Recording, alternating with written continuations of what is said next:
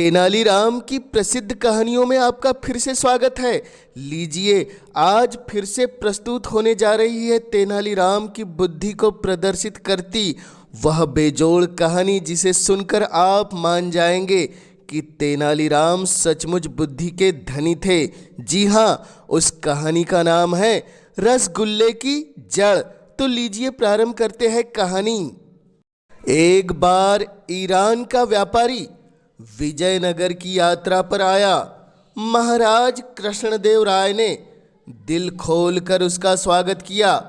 फिर सम्मान सहित उसे राजमहल में ठहराया गया। कई सेवक उसकी सेवा में तैनात कर दिए गए। रात्रि भोजन के बाद एक दिन महाराज ने हुसैन के लिए चांदी की तस्करी भरकर रसगुल्ले भेजे। महाराज का विचार था कि व्यापारी को रसगुल्ले अच्छे लगेंगे और वह रोज खाने के बाद उनकी मांग करेगा। मगर जब सेवक वापस आया, रसगुल्लों से भरी तस्करी उसके हाथों में थी।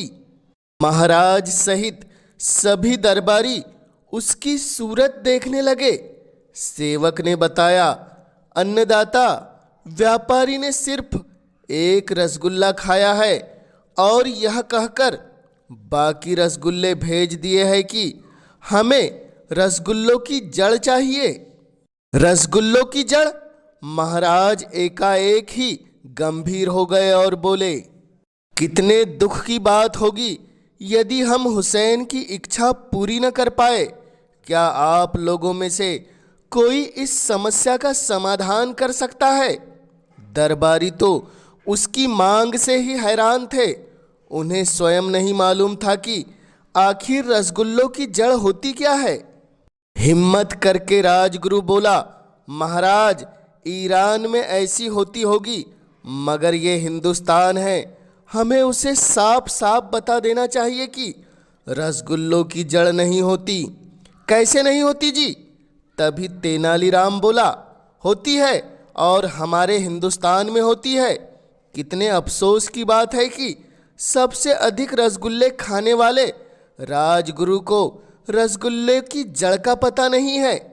राजगुरु तिलमिलाकर रह गया। महाराज कृष्णदेव राय ने तेनालीराम के चेहरे पर नजरें जमाकर कहा, तेनाली, हम व्यापारी के सामने शर्मिंदा नहीं होना चाहते। तुम कहीं से भी रसगुल्लों की जड़ लेकर उसको भेज दो। दूसरे दिन तेनालीराम दरबार में आया तो उसके हाथों में चांदी की एक तस्करी थी जिस पर कपड़ा ढका था। दरबारी हैरानी और उत्सुकता से उसे देखने लगे।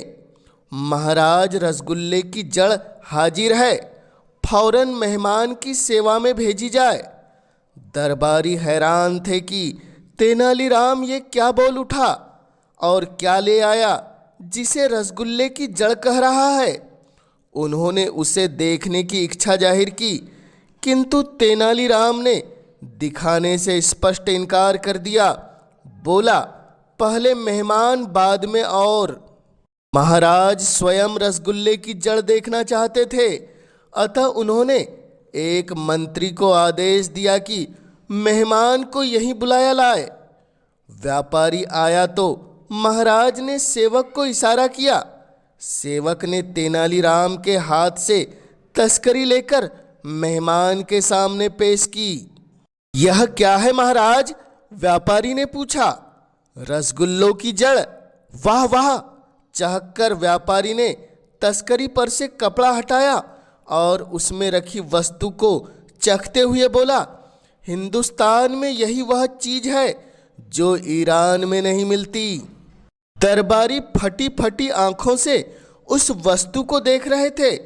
तस्करी में छिले हुए गन्ने के छोटे छोटे टुकड़े अर्थात गंडेरिया थी।